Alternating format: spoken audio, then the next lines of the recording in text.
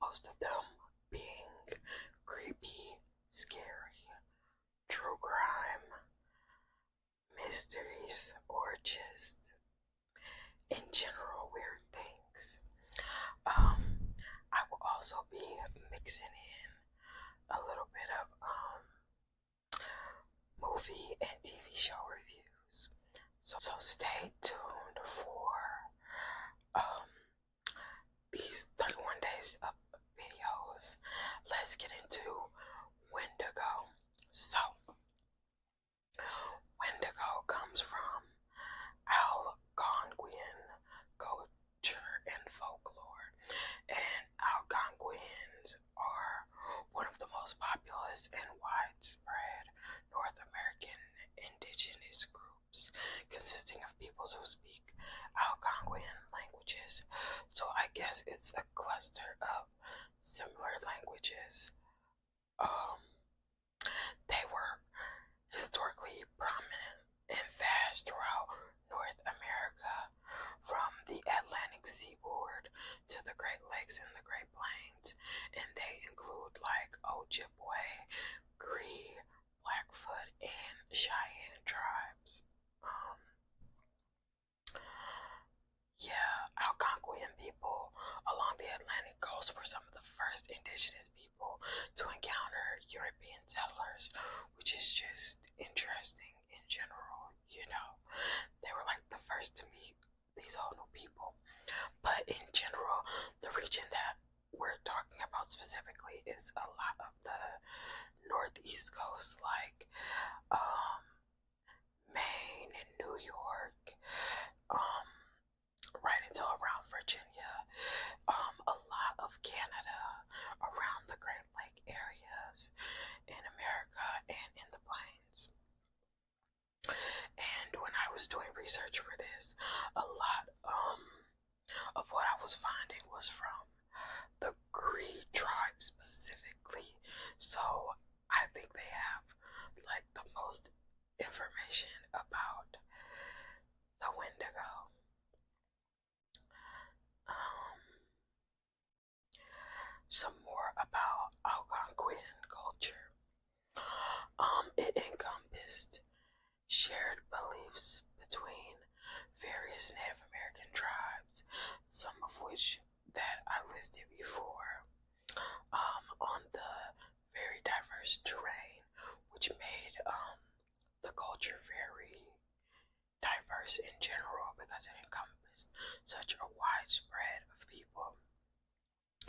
Um, these people tend to sustain themselves on a seasonal economy, which included farming in the warmer months and hunting in the cooler months. And what I thought was really interesting about their culture is they lived in these like portable wigwams or longhouses. And these were made out of like sticks and branches, and the wigwam is more dome shaped. It's like more of an oval dome shape with a small opening, whereas the longhouse is like a stretched out ovular shape. And it seems to be more so made out of like sticks and hide, where the wigwam is more so just like sticks and more bush. Um, I think it's really cool that the wigwams and the longhouses are both portable. I don't know if you guys ever watched Naked and Afraid. Sidebar, this is about to be a sidebar, but I recently have been watching Naked and Afraid, and one of the challenges was for them to make like a portable home that looked really similar to the wigwam. When I looked it up, and I just think that it's so cool that they would be able to like make these homes and then, if need be, pack it up, wrap it up, and carry it on their backs, like across the plains or across the terrain. That's just really cool in general and really hard to do. So yeah, a plug for Naked and Afraid, I guess. But when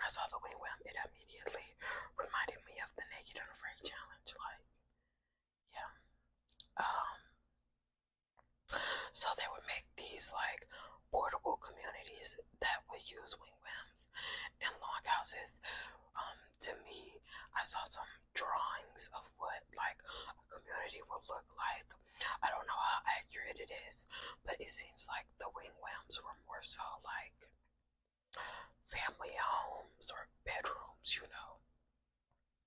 And the longhouses were more like communal spaces or used for storage or like, yeah, like storage of like food or hides or materials or like communal spaces because they were larger, where the wigwams were more like a bedroom or a family home, you know.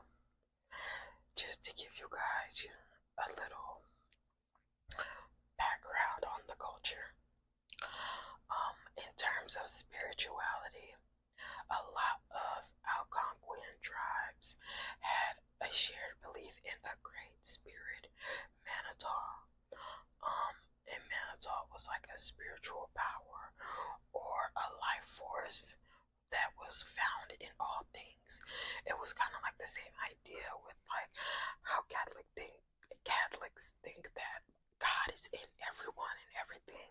Like it's the same idea with Manitou. Like this powerful being would be in everyone and everything. But the Manitou had a dualistic nature where it could manifest good spirits, and these would be known as Asha Manatu, or bad spirits, and bad spirits would be known as Oshi Manatu. So now, introducing Wendigo, which would definitely be considered, I think, a bad spirit. So the Wendigo was a mythical monster and malevolent spirit from Algonquian speaking folklore. The characteristics of the Wendigo was it is depicted as an emaciated humanoid with ravenous appetite for human flesh, embodying greed, isolation, and spiritual corruption. Its appearance was tall. It has even been described as like giant, or them being giants larger than human beings. It would have gaunt fingers with visible bones, pale skin, sharp claws, glowing eyes, and crooked teeth. These would all be symbolizing its insatiable hunger, specifically like its gauntness and how bony it is, you know. They would be a grayish ash tone skin, which would be stretched tightly over a skeletal frame. Like it was basically a skeleton, a bony skeleton with skin tightly stretched over it. Like, yes, it's a body because of the skin, but like skin with no flesh, just, you know, bone, just skin and bone, literally. It was reported that the Wendigo would have a foul odor of decay or like rotting flesh. And some newer depictions of the Wendigo included with deer or moose antlers, but that's not how they were described in the original folklore. There was never like a description of them with the antlers or like skulls over their face. I see that a lot too now, like the deer and antler skulls over their face, but that is a common interpretation. The nature of the Wendigo is pretty interesting. Despite its gauntness, they were exceptionally fast, and they were stealthy and cunning hunters. They possess superhuman senses and mimic human voices to lure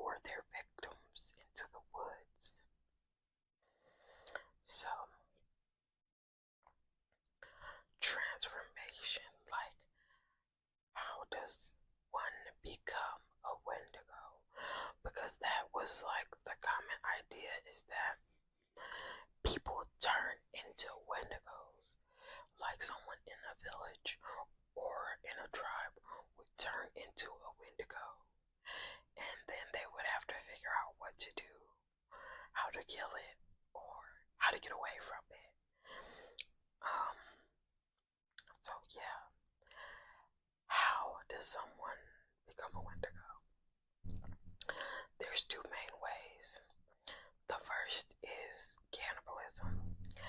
This would be consuming human flesh, especially during a time of extreme hunger and a harsh winter. This was the most common path to becoming a Wendigo. The second was greed, becoming extremely overcome by extreme selfishness or greed can cause a person to transform into a Wendigo. The most defined. Okay, wait, back up. I think that this is a little bit interesting because the thing with the Wendigos that they have this insatiable hunger. So yeah, it's like either someone started having these insatiable cravings during a harsh winter to eat another person, or someone had a greedy nature and nothing was ever enough, that they become these Wendigos. It doesn't talk about the physical transformation, or I haven't found a lot about the physical transformation of how they go from human to Wendigo. But I don't know if they go to sleep one night and wake up that way, or if they slowly start to lose weight and become more gaunt. But it's pretty interesting nonetheless. So yeah, their insatiable hunger was the Wendigo's most defining characteristic. They had eternal, unsatisfied hunger for human flesh. The more it eats, the hungrier it becomes, seeking more and more victims. Yeah, so the Wendigo would just always be on the hunt with its insatiable hunger. How to ward off Wendigo spirits. Sometimes a ceremonial dance. I'm not going to try to pronounce the name, but search off Wendigo ceremony. If you want to know, go to Google and search Wendigo ceremonial dance and it will come up. But there's a ceremonial dance that was performed during times of famine to reinforce the seriousness of the Wendigo spirit and attempt to appease the evil spirits that the tribes feared were terrorizing them. So they would do the dance to try to appease the Wendigos that they thought were off in the forest, ravaging on people, as well as to ward off people within the tribe from wanting to turn into a Wendigo. The dance would be performed on the last day of Sundance, where individuals would wear masks and dance backwards around the drums. And I think that's where the antlers and deer skulls over the face came from, because in this ceremonial dance they would wear masks that would be deer skulls with antlers. So maybe somehow in the modern interpretation of the Wendigo, they were fusing the ceremonial dance mask with the description of what Wendigos look like. So yeah, this would sometimes work and sometimes not. There was some cultural significance to the Wendigo. There's a social lesson that it kind of serves as a tool for enforcing cultural norms and social traditions, especially with the dance that happens at a certain time to ward off evil spirits and to keep the villagers in good spirits, Um, it is said that it warns against individualism and selfishness, which reinforces communal necessities for sharing resources, especially during harsh winters where food is scarce. You know, it could also have been like an explanation of illness. Um, Sometimes the Wendigo legend was used to explain abnormal or violent behavior. If someone within the tribe or within the community were to just wild out and go crazy, it would be common for them to say like, oh, this person is attacked by the Wendigo spirit or a evil, insatiable spirit. And that's why they're acting that way. And people with severe cannibalistic cravings were labeled to have Wendigo psychosis and were often executed by their community to prevent harm. So yeah, that was kind of a theme. It was a bit of like a witch hunt where if someone suspected that this person had the Wendigo spirit, they would have to try to decide what to do, like leave this person, abandon them, pack up the whole town and go somewhere else, or execute them, you know. And yeah, a lot of times people got executed if they were to have like severe cannibalistic cravings. So there was actually a term coined, Wendigo psychosis, and this is when a person would start to display those cannibalistic cravings and extreme insatiable hunger, or just being extremely, extremely hungry with no way to calm themselves down. Most likely the individual would be killed, but in some Greek folklore, there are suggestions that there are treatments by ingestion of fatty animal meats or by drinking animal grease. And those treated may vomit ice as a curing process. I really don't know what vomit ice means. I don't know if that's like a euphemism or if like they were vomiting up like white, like, like their vomit was clear. Maybe that's what it meant. When I think vomited ice, I think of two possible suggestions of what that could mean.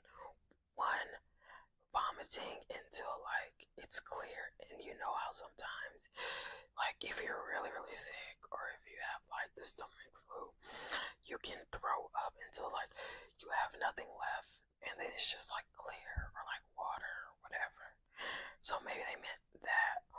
Or I also think about like animal grease, like if they're drinking the animal grease, it's probably like liquid or like warmed up, and maybe like once the animal grease like solidifies, it kind of turns white. Like if you've ever fried bacon, you know how like when the grease dries, it turns white.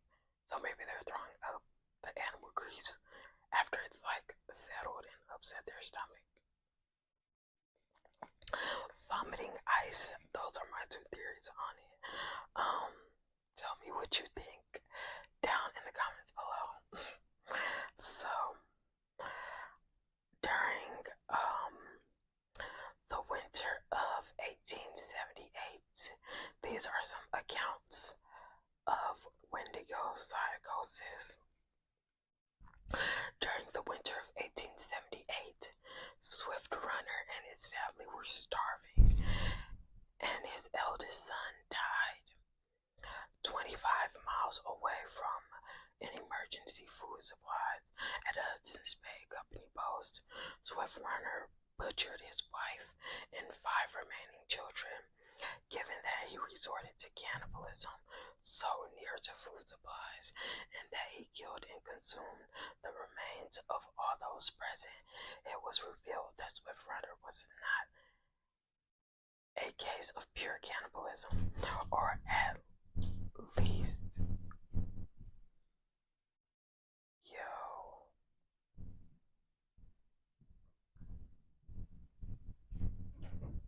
I wonder if y'all can hear that. I hope y'all cannot hear that. So,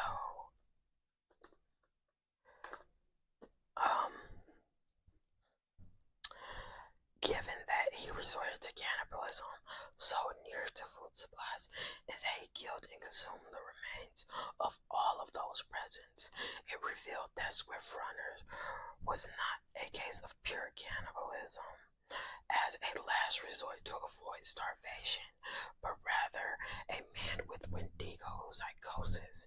He eventually confessed and was executed by authorities at Fort Sasquatch. So yeah, that is the case of Swift Runner. The fact that he confessed is shady, but yeah. So his family was starving. They were 25 miles away from food. They claim that that is like so near, but this is 1878. Like, they don't have cars. Like, 25 miles can be pretty far. If you don't, like, were they walking? They were starving, clearly. Oh my gosh. Do y'all hear this music?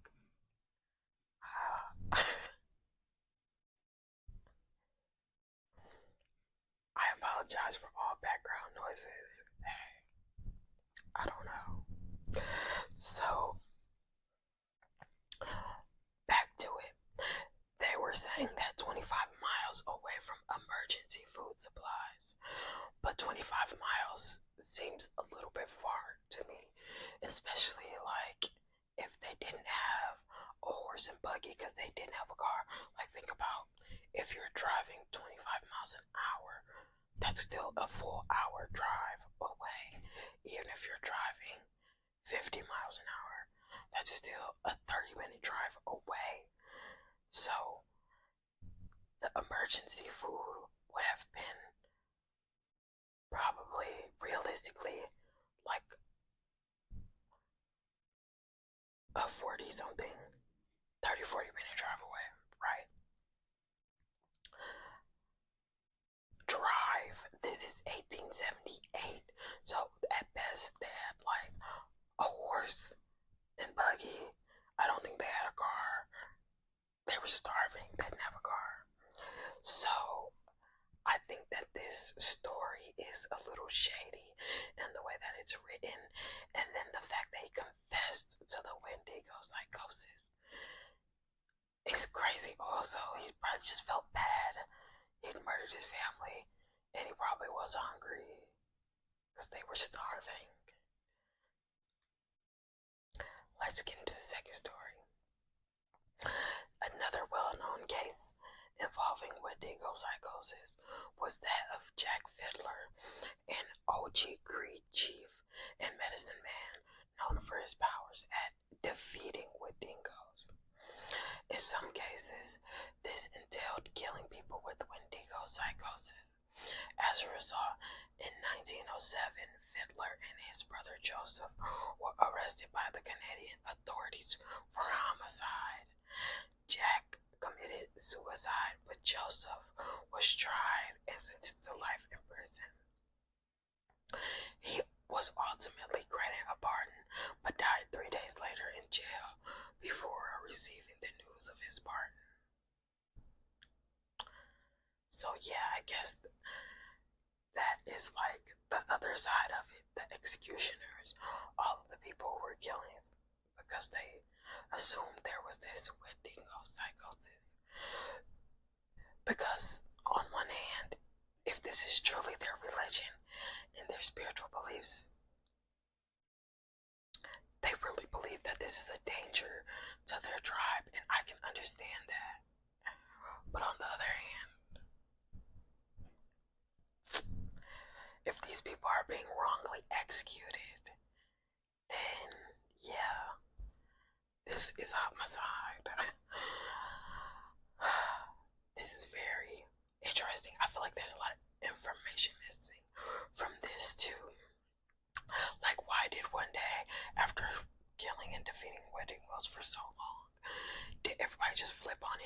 just went to prison. Well, was going to go to prison. His brother went to prison for killing the Wendigos. Yeah. In general, I think that, like,